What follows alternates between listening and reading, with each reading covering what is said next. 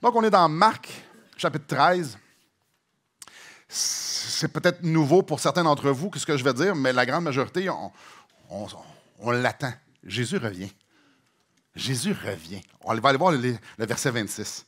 Alors on verra le Fils de l'homme venant sur les nuées avec une grande puissance et avec gloire. Alors il enverra les anges et il rassemblera les élus des 4 vents, de l'extrémité de la terre jusqu'à l'extrémité du ciel. Il y a une promesse, c'est que Jésus va revenir. Mais, il y a un mais. Avant qu'il revienne, il va avoir, la Bible nous parle qu'il va y avoir des grands débalancements politiques, des grands débalancements religieux. Ça va amener toutes sortes de bouleversements. Il va y avoir de la violence. Il va même avoir des cataclysmes, des désastres. Les débalancements vont apporter toutes sortes de souffrances. Grosso modo, ça va brasser pas mal. La Bible nous parle que le monde, tel qu'on le connaît aujourd'hui, ben, on ne le reconnaîtra plus. Ça va être bouleversé, ça ne sera plus ça qui ça va être. Comme je dis, ça va brasser. Mais heureusement, la parole de Dieu, selon ma compréhension, c'est qu'il va venir chercher, Dieu va venir chercher ses bien-aimés, il va venir chercher son Église avant cette période de bouleversement-là. Donc, Dieu va venir nous chercher, puis il va avoir ça va être incroyable ce qu'il va y avoir sur terre. Donc, Jésus revient. Et probablement, la question qui vient avec Jésus revient, c'est quand? C'est une excellente question. Quand est-ce qu'il revient? Et j'aimerais ça qu'on ait lire comment les disciples ont réagi, comment les disciples ont perçu ça. C'est au verset 1 que ça se trouve, chapitre 13. Lorsque Jésus sortit du temple, un de ses disciples lui dit, « Maître, regarde, quelle pierre et quelle construction. » Jésus lui répondit, « Vois-tu ces grandes constructions? Il ne restera pas pierre sur pierre qui ne soit renversée. » Il s'assit sur la montagne des Oliviers en face du temple et Pierre, Jacques, Jean et André lui posèrent en particulier cette question. « Dis-nous, quand cela arrivera-t-il? » Ah, OK, on n'est pas les seuls qui se posent la question. « Et à quel signe connaîtrons que toutes ces choses vont s'accomplir? » Et après ça, tout au long du chapitre, Jésus va répondre à la deuxième question. C'est quoi les signes? C'est quoi les signes que tu vas revenir? C'est quoi les signes qu'il va avoir ce boule? C'est quoi la patente? Et quant à la première question, qui est au verset 4, dis-nous quand? Ah, ça, il ne répond pas du tout. Jésus ne donne pas la réponse. Fait juste, je vais vous dire les signes. Tout au chapitre 13, les bouleversements, puis les choses qui vont arriver, puis ce que vous allez pouvoir observer.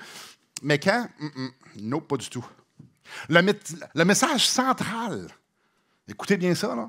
Le message central concernant la fin des temps, ce n'est pas de savoir, d'être capable de dire quand est-ce qu'il revient, mais plutôt, qu'est-ce qu'on fait en attendant qu'il revienne? J'aimerais ça qu'on lise notre texte, ça va être au verset 32 et jusqu'au verset 37. Pour ce qui est du jour ou de l'heure, personne ne le sait. Ni les anges dans le ciel, ni les fils, mais le Père seul, ni le Fils, mais le Père seul. Prenez garde, veillez et priez, car vous ne savez quand ce temps viendra. Il en sera comme d'un homme qui, partant pour un voyage, laisse sa maison, remet l'autorité à ses serviteurs, indique à chacun sa tâche et ordonne aux portiers de veiller. Veillez donc, car vous ne savez quand viendra le maître de la maison, ou le soir, ou le milieu de la nuit, ou au chant du coq, ou le matin. Craignez qu'il ne vous trouve endormi à son arrivée soudaine. Ce que je vous dis, je le dis à tous. Veillez. Donc, ce matin, je nous propose de regarder les directives qu'il a pour nous en attendant son retour. Donc, 3 points. La date n'est pas importante. Il faut vivre sur le qui-vive. Puis, il faut être occupé aux bonnes choses. Donc, on commence. Verset 32, je le relis. Pour ce qui est du jour ou de l'heure, personne ne le sait. Ni les anges, ni dans le ciel, ni le Fils, mais le Père seul. C'est-tu clair? Je pense que oui. Personne ne le sait. On veut le savoir, là, mais personne ne le sait. Jésus est très clair là-dedans. Et je suis un petit peu curieux, fait que je suis allé sur Google, puis je me suis dit, si Jésus ne le sait pas, Google, lui, doit le savoir. Fait que je tape ça, puis je dis, quand est-ce le retour du Seigneur? Wikipédia, première page. Fait que je me mets à compter ça. 193 fois que Wikipédia a dit, ah, oui, ça, je vais répertorier ça. 193 dates. C'est pas extraordinaire? Il y en a 13 qui restent encore à venir. Ça veut dire qu'il y en a 180 qui ont... Ça n'a pas fonctionné super bien.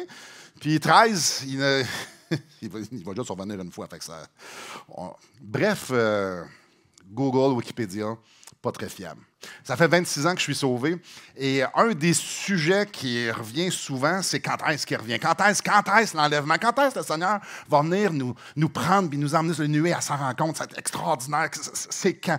Donc, depuis 26 ans, j'entends que basé sur ce qui se passe dans le monde, c'est là. Basé sur la politique, basé sur les mouvements religieux, c'est là. C'est bientôt. Les gens sont même prêts à dire c'est cette année, ou dans 2 ans, ou dans 3 ans. N'oublions pas que ça fait 2000 ans que les chrétiens disent ça. Et les premiers chrétiens pensaient que c'était dans leur génération. 2000 ans plus tard, on fait comme non, c'est là. Oui. Pourtant, Jésus, il dit, mais personne ne sait. Personne ne sait. Je ne le relirai pas, le verset 32, mais c'est très clair. Personne ne le sait. Verset 33, juste la deuxième portion. Car vous ne savez quand ce temps viendra. C'est clair, ça aussi. Verset 35.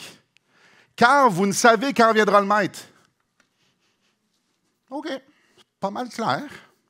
Verset 36. À son arrivée soudaine. Soudain, c'est quoi ça veut dire? Qui arrive sans être prévu. Fait qu'avouez, 32, 33, 35, 36, vous ne le savez pas, là. Il n'y a pas d'ambiguïté. Il n'y a personne qui le sait. Puis Jésus veut tellement être certain que ses disciples comprennent que la date n'a pas d'importance. Il dit même moi, je ne le sais pas. Jésus dit, même moi, je ne le sais pas. Et là, ça lève une question. Comment un être omniscient, ça veut dire un être qui sait toutes choses, comment quelqu'un qui sait toutes choses ne sait pas quelque chose? Avez-vous déjà pensé à ça? C'est intéressant. Lors de son incarnation, Jésus a dû restreindre volontairement ses capacités pour pouvoir revêtir le manteau de notre humanité. Il n'a pas eu le choix. Par exemple, Dieu est omniprésent. Ça veut dire qu'il est partout en même temps. Il a fallu qu'il restreigne ça quand même un petit peu pour juste être incarné dans un corps. Pour pouvoir être comme nous, pouvoir nous sauver, il devait être comme nous. Donc, il devait être rendu semblable en toutes choses comme nous.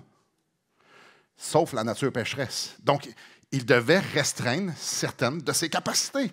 Alors, dans son humanité, c'est là qu'il dit, même moi, je ne le sais pas, quand est-ce que je vais revenir. Si même Jésus ne sait pas le quand, posons-nous la question jusqu'à quel point nous, on devrait le savoir. OK. Si Jésus, lui, ne cherche pas le quand, jusqu'à quel point moi, je devrais le chercher, le quand.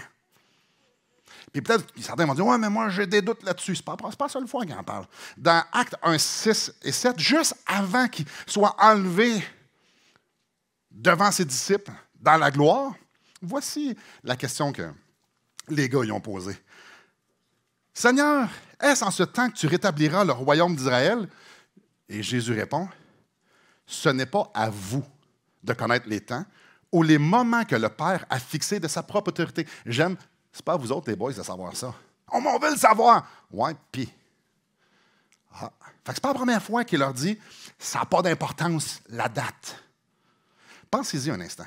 Si on savait que le Seigneur revenait dans 500 ans, est-ce qu'on vivrait aujourd'hui en fonction de son retour? Non, parce qu'il y aura, j'ai une mauvaise nouvelle, il n'y a pas beaucoup de monde ici qui vont être là dans 500 ans. La réalité de son retour, ça va être pour quelqu'un d'autre. C'est pas quelque chose. On n'aurait pas hâte à ça. On ne souhaiterait pas ça au Nouvel An de dire hey, je souhaite que tu rencontres le Seigneur cette année parce que c'est dans 500 ans, on connaît la date. Mais si c'est imminent, si le Seigneur dit ça peut être aujourd'hui, c'est une toute autre histoire. Parce que peu importe l'époque, on va vivre en conséquence que c'est peut-être aujourd'hui. Et c'est une grosse différence. Si je sais qu'un voleur vient dans ma maison aujourd'hui, je vais vivre différemment aujourd'hui que si je sais qu'il va venir dans 2 semaines. Êtes-vous d'accord? Alors, si je sais que mon sauveur revient aujourd'hui, ça devrait produire quelque chose de différent que si je sais qu'on va juste se rencontrer comme bien loin.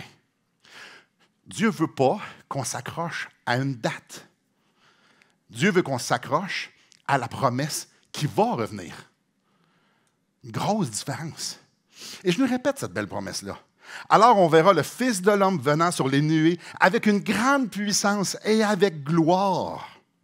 Maintenant, regardons des avertissements. Comme j'ai dit, tout le chapitre 13, Jésus est en train de parler de ce qui va arriver avant ce retour-là glorieux. Parfait. Il y a des avertissements dans le chapitre 13. Je vous amène au verset 5 et on va juste les survoler. Jésus se mit alors à dire « Prenez garde ». Ah, prenez garde. Verset 9. « Prenez garde à vous-même ». Ah. Verset 23. « Soyez sur vos gardes », la traduction est drôlement similaire à « Prenez garde ». Puis en finissant, Jésus met la gomme dans notre texte. Verset 33, « Prenez garde ». Verset 35, « Veillez donc ». Verset 37, le dernier mot, c'est « Veillez ». Prenez garde veut dire « Faites attention », soyez vigilants. L'idée ici, ce n'est pas de tout faire les recherches nécessaires pour pouvoir comprendre le calendrier eschatologique, de pouvoir comprendre le calendrier de la fin des temps. Non, pas du tout. C'est plutôt d'être aux aguets parce qu'il y a des pièges qui pourraient nous faire tomber. C'est ça le but ici. Et on y va.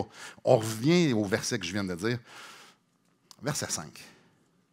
Verset 5, ça nous dit « Prenez garde que personne ne vous séduise ». Là, il va y avoir du monde qui vont séduire les chrétiens. Faites attention à vous autres, les chrétiens. Faites attention à vous, les disciples, les 4 gars. Là. Faites attention à vous autres. Il y a du monde qui vont dire des choses, puis qui vont faire des choses pour vous séduire. Verset 9. Prenez garde à vous-même. Dans quel contexte? On vous livrera aux tribunaux. Et tout le verset 9 parle de persécution. Et la mise en garde. Prenez garde. Pas aux persécutions. Prenez garde de ce que vous allez faire lors des persécutions. Prenez garde parce que vous allez avoir envie de vous protéger, de vous mettre en sécurité. Vous allez vouloir planifier les persécutions pour que ça soit le plus facile pour vous possible. Faites attention, prenez garde. Pourquoi j'arrive à cette conclusion-là? Venez avec moi au verset 11. Quand on vous emmènera pour vous livrer, ne vous inquiétez pas d'avance de ce que vous aurez à dire, mais dites ce qui vous sera donné à l'heure même, car ce n'est pas vous qui parlerez. Ce n'est pas par vos moyens que vous allez vous organiser dans les persécutions. C'est le Saint-Esprit qui va vous dire quoi dire. Donc, prenez garde. Parce que les persécutions, ça se passe par la foi et non pas par la planification. Les bouleversements, les tumultes, les épreuves, ce n'est pas dans la planification, c'est par la foi. Le Saint-Esprit va vous conduire exactement où ce que vous devez dire, où ce que vous devez être, et va vous faire dire ce que vous devez dire. Verset 23. « Soyez sur vos gardes, je vous ai tout annoncé. » Qu'est-ce qu'il est en train de dire? Lisons le verset 22. « Car il s'élèvera de faux Christ et de faux prophètes. Ils feront des prodiges, des miracles pour séduire les élus s'il était possible. » Et là, soyez sur vos gardes, je vous ai tout annoncé d'avance. OK? Il va y avoir des enseignements tout croche. Il va y avoir des prodiges qui vont se faire pour vous perdre. Soyez vigilants. Je vous ai dit, c'était pour arriver, je vous ai dit quoi faire. Je vous ai tout enseigné. Soyez attachés à ma parole. Prenez garde. Soyez sur vos gardes. Reste attaché à la parole parce que tu vas te faire brasser d'un bord et de l'autre, puis tu risques de tomber dans le panneau. Jésus est en train d'enseigner ses disciples de vivre sur le qui-vive. Je reviens bientôt, c'est aujourd'hui, c'est dans 2 minutes. Je devrais-tu faire ça? D'un coup qui revient. Je devrais-tu dire ça? D'un coup qui revient. Vivre sur le qui-vive. Non seulement ça. Là, je vais entendre des enfants. Je devrais-tu entendre ça? Oh, je devrais-tu écouter ça? Oh, je devrais-tu porter attention à ça? Devrais-tu croire ça? Prenez vos gardes. Vivez sur le qui-vive. Vivez sur le qui-vive. Vivez sur le qui-vive. Faites attention pour ne pas vous faire prendre. Il y a du danger dehors, puis il y a du danger en dedans. Mais le danger en dedans, on l'a vu, là, c'est au verset 9. Prenez garde d'essayer de contrôler les circonstances. Wow, prenez garde. 2 fois, ça dit veiller. Verset 35, verset 37, veiller. C'est quoi la différence entre veiller et prendre garde? Il n'y en a pas beaucoup. Ça implique être sous alerte. Jésus est en train de les enseigner de garder les regards sur la réalité de son retour. Écoutez, c'est très important. Vous allez garder les yeux sur moi, sur notre union, sur votre salut, sur notre communion ensemble, sur qui vous êtes en Christ. Gardez vos regards sur moi. Laissez-vous pas endormir par ce qui se passe en dedans. Laissez-vous pas endormir ce qui se passe dans le monde. Laissez-vous pas endormir par rien de ça. Tu regardes en avant. Ceux qui conduisent, j'imagine la grande majorité d'entre nous, disons qu'on est dans une route très sinueuse. Est-ce que ça vous est déjà arrivé de dire « Oh, faut pas que je pogne la roche. Faut pas que je pogne la roche. » Où tu regardes quand tu dis « Je veux pas pogner la roche. » La roche. Ou dire « Ah, tu veux la belle montagne? Regarde ça, cocotte, comment c'est beau. Eh! » C'est à proscrire, tu vas pogner la roche. Fais pas ça, là. L'idée, c'est garde le chemin, regarde les yeux sur le chemin. Fais juste suivre le chemin, c'est clair, suis le chemin. Garde tes yeux sur Christ, je reviens.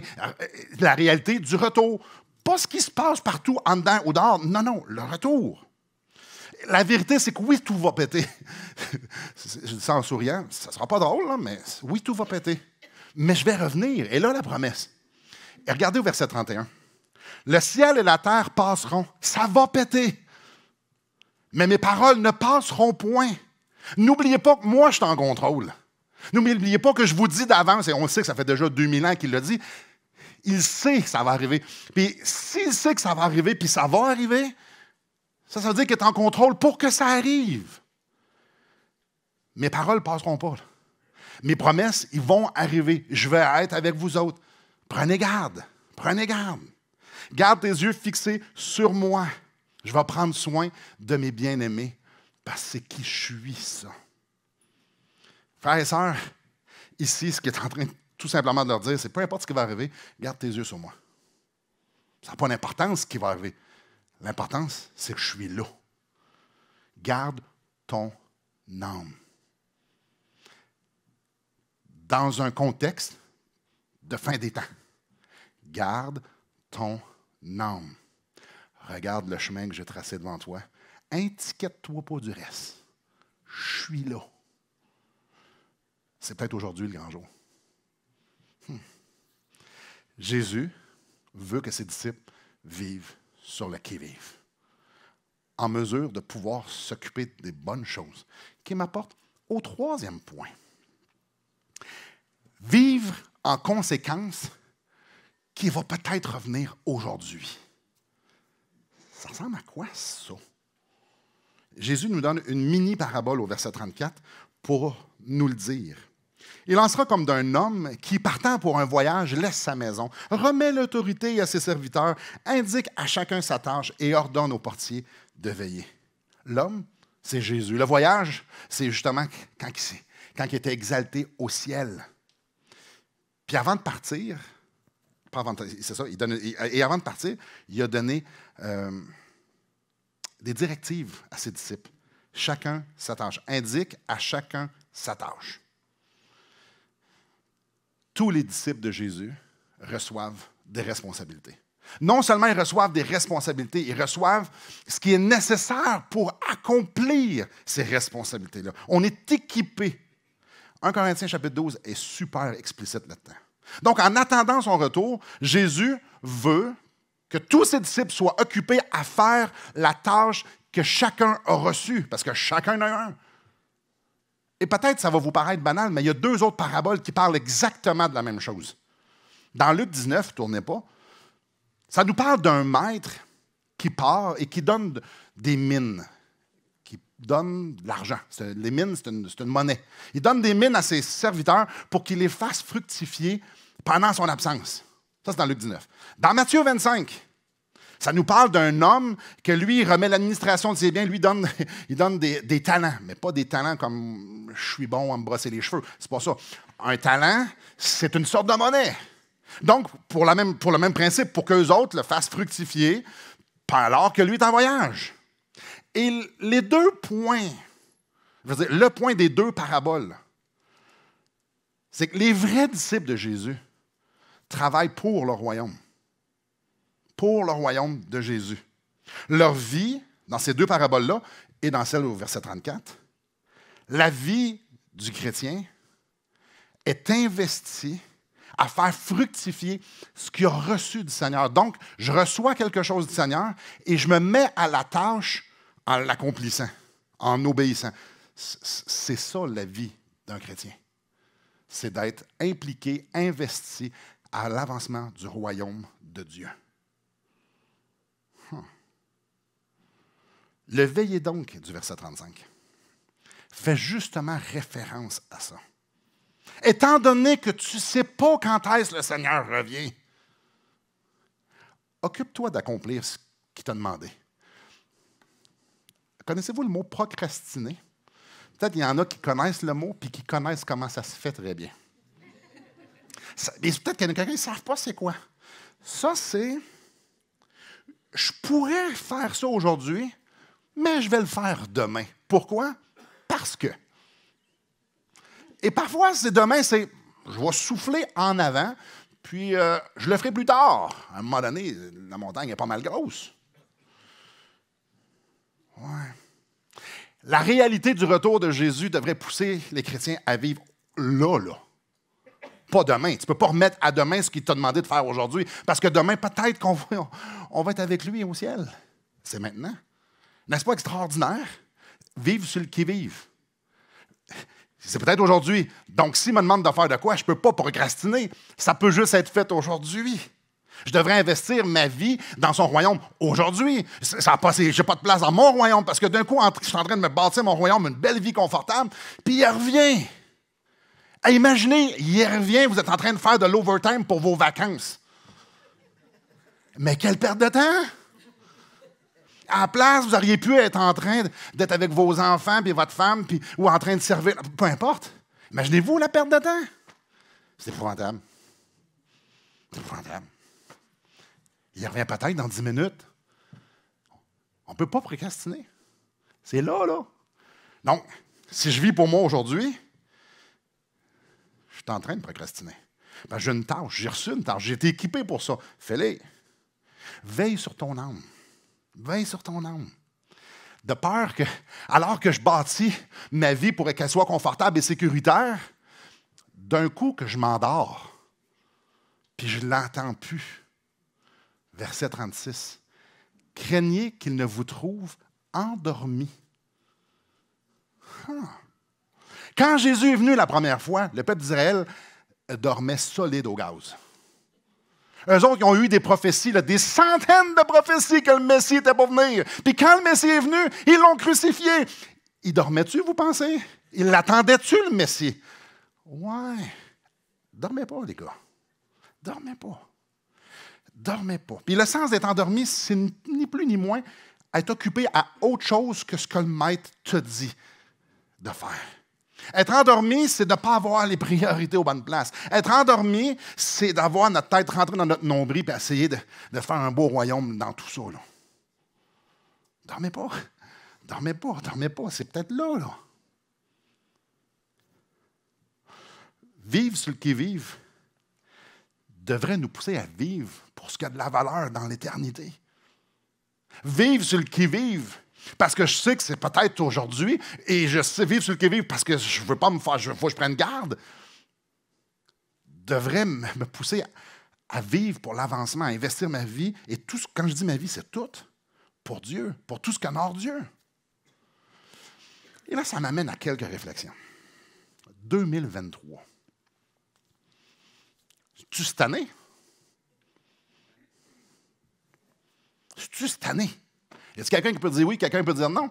C'est-tu cette année, là? Vous ne le savez pas, puis moi non plus. Certains vont dire, ça fait 2000 ans que les chrétiens se posent la question. Ça fait 2000 ans que les gens se disent, hey, ça va être dans notre génération. Selon ce qui se passe, là, ça va être dans notre génération. Probablement que ça ne sera pas cette année, Simon. Certains vont dire, non, mais selon ce qui se passe dans le monde, clairement qu'il y a des bonnes chances que ça soit cette année. Certains vont dire, mais moi, je vois que là, je connais les prophéties, puis je regarde, puis ouais. Puis il y en a qui vont dire, oh, c'est une perte de temps de parler de ça. Ça fait 2000 ans qu'on en parle, puis qu'il n'est pas venu. Il va revenir juste une fois. Puis à un moment donné, ça va être cette année. Ça va être en 2023, mais à un moment donné, ça va être vrai qu'il va venir une année. Parce qu'il l'a promis. Donc, il y a des gens qui disent, ah, comme si c'était tabou. Oh, parlons-en. Il y a tellement de positions là-dessus. Puis, qu'est-ce que dit la Bible? Je ne vous pose pas la question, qu'est-ce que vous pensez? Qu'est-ce que la Bible dit? Alors, on verra le Fils de l'homme venant sur les nuées avec une grande puissance et avec gloire. Moi, je crois ce qui est écrit dans la Bible. Et ça, c'est une promesse. Et j'en prends une ici. On pourrait aller dans bien des endroits où ce que c'est promis. Il va revenir. Ça, c'est ce que la Bible dit. Verset 36, ça nous dit qu'il va revenir soudainement. Ça, on le sait. Ça veut dire que ça ne sera pas si prévisible que ça. Puis au verset 29, ce que ça dit, de même, quand vous verrez ces choses arriver, sachez que le Fils de l'homme est proche à la porte. Il y a des signes. Donc, Jésus revient, ça va être soudainement, mais il va y avoir des signes qui vont être là. Et je vous en conjure, relisez le chapitre 13 au grand complet cet après-midi. Vous allez voir que l'emphase n'est pas sur les signes. C'est excitant à voir les signes, c'est excitant à voir les prophéties, puis ça va être de même, puis de même, puis de même. C'est excitant, mais l'emphase n'est pas là-dessus. L'emphase du chapitre 13, c'est on va faire quoi en attendant? On va faire quoi en attendant? Son retour, qui est promis. Les disciples, les quatre qu'on parlait de tantôt, les Pierre, les Jean, les Jacques et André, ils posent la question, Jésus répond, mais allez voir, verset 37. Ce que je vous dis, je le dis à tous. Ah, tous, j'espère que vous vous sentez impliqués dans tous. Parce qu'en grec, tous veut dire super, on a des bons étudiants ici. Tous les disciples doivent vivre avec la réalité du retour de Jésus qui peut être maintenant. Ou maintenant. Ou maintenant. Ou maintenant. Imminent, c'est ça que ça veut dire. Alors qu'il revienne ou non cette année, Jésus me demande de vivre avec cette réalité-là. Comme si ma rencontre va être bientôt. Pas bientôt, tantôt. Parce que s'il revient à 3 heures cet après-midi, vos plans changent-tu? On rit, hein, mais on devrait peut-être pas si rire que ça. Ben, mais oui, parce que moi, j'ai un rendez-vous avec mon divan tantôt. Là.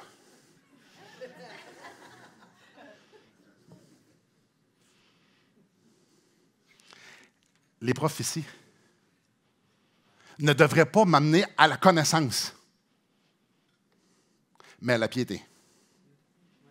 Si vous retenez quelque chose un matin, là, les prophéties ne devraient pas m'amener à tout connaître, mais à être à genoux. Et à vivre chaque seconde de ma vie en conséquence de ce que je connais. Je n'ai pas de temps à perdre. Je ne peux pas procrastiner. Je vais peut-être me faire avoir en plus. Wow! C'est à Jésus que je reste accroché. La fin des temps, elle est promise. Jésus, c'est promis. L'enlèvement, c'est promis. Maintenant, il faut que je vive en conséquence. Les prophéties devraient me pousser à la piété, au zèle, à une vie radicale. Quand je dis une vie radicale, c'est que tout le monde sait, c'est clair pour quelle raison je vis. Pas parce que je l'ai dit, parce que c'est observable. Soyons concrets. Là, je pèle des nuages un peu, vivre pour Jésus. Il y a des gens ici de toute démographie. Il y en a que ça fait une semaine qu'ils sont sauvés, puis il y en a que ça fait 100 ans qu'ils sont sauvés. Je n'aimerais pas de nom, je ne veux pas dire leur âge. Alors, ça ressemble à quoi vivre aujourd'hui? Bien, c'est simple. Je vais avoir des habitudes qui honorent Dieu. Vous connaissez ça, ça a été populaire dans les années 90. Qu'est-ce que Jésus ferait à ma place? Okay. Est-ce qu'il dirait ça? Est-ce qu'il regarderait ça? Est-ce qu'il ferait ça? Est-ce qu'il irait là? T'es pas sûr? Fais-le pas.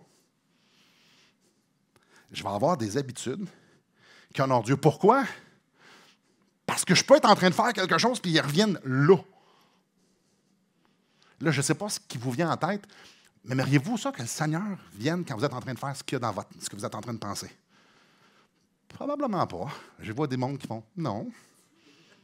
Je vais avoir une gestion d'argent qui va être en conséquence à ça. À quoi bon d'avoir un grand fonds de pension quand il y a du monde qui se meurt de faim et qui n'en connaissent pas Christ, puis que je ne vais peut-être jamais toucher à mon fonds de pension?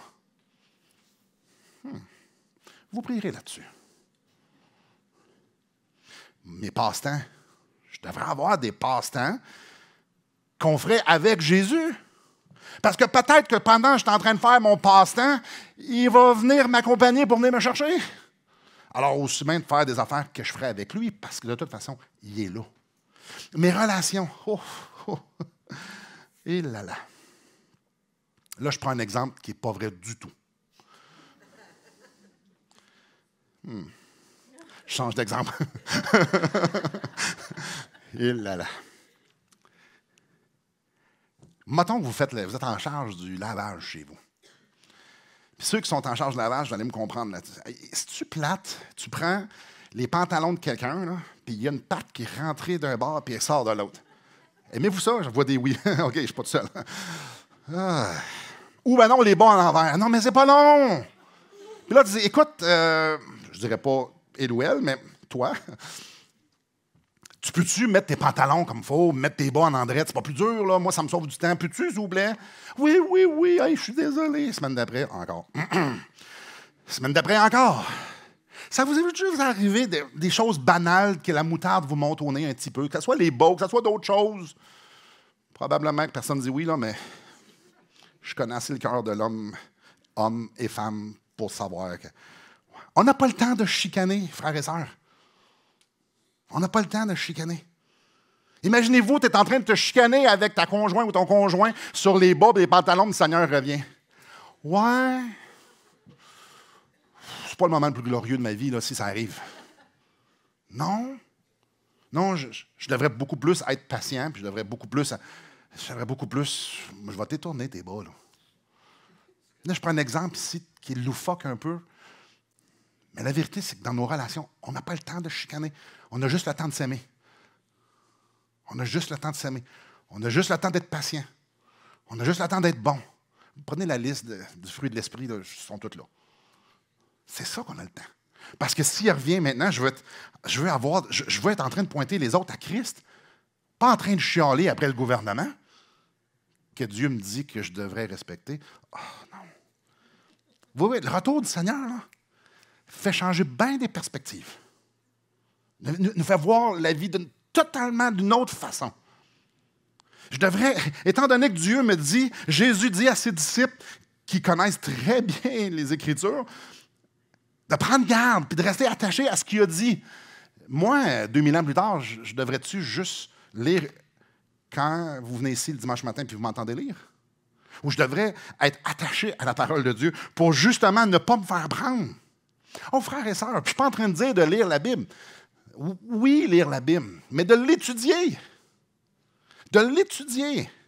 D'étudier sur la colère, d'étudier sur l'amour, sur le couple, sur la patience. Étudier, il y a un monde à découvrir, il y a une vie à découvrir là-dedans. De l'étudier, la lire, oui, c'est un bon début, bravo.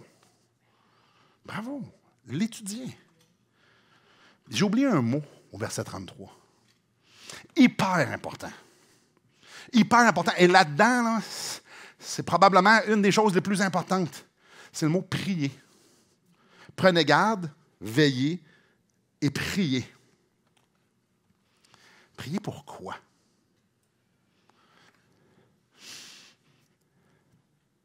Prier pour que le gouvernement soit mieux avec nous? Prier pour que ma vie soit plus facile? Prier pour que je ne sois pas malade? Prier pour qu'il ne m'arrive à rien? Prier pour qu'il n'y ait pas de persécution? C'est pour ça qu'il faut prier. Pourquoi je devrais prier? Selon que je comprends du chapitre 13, c'est prier pour rester connecté à Jésus. Parce que ça brasse. Et où je prends ça? Venez avec moi au verset 7.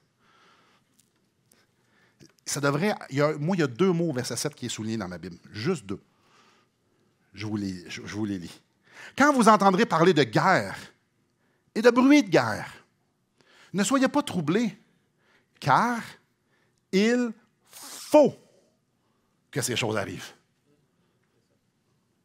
Mais ce ne sera pas encore la fin. Il faut que ça arrive.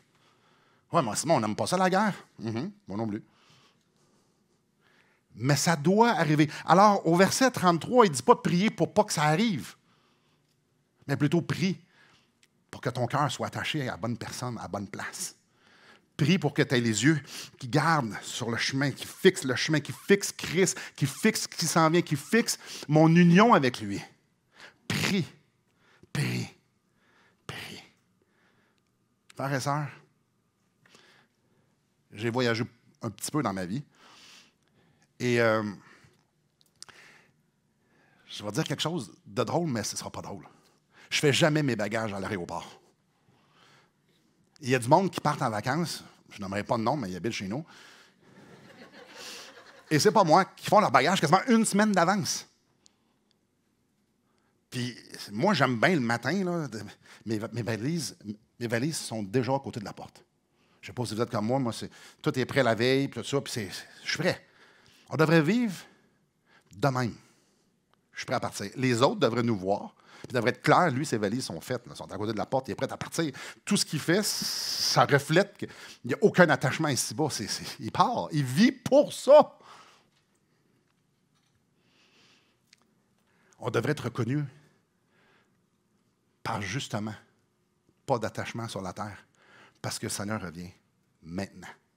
Nos valises devraient être faites. Il ne devrait rien avoir dedans. En conclusion,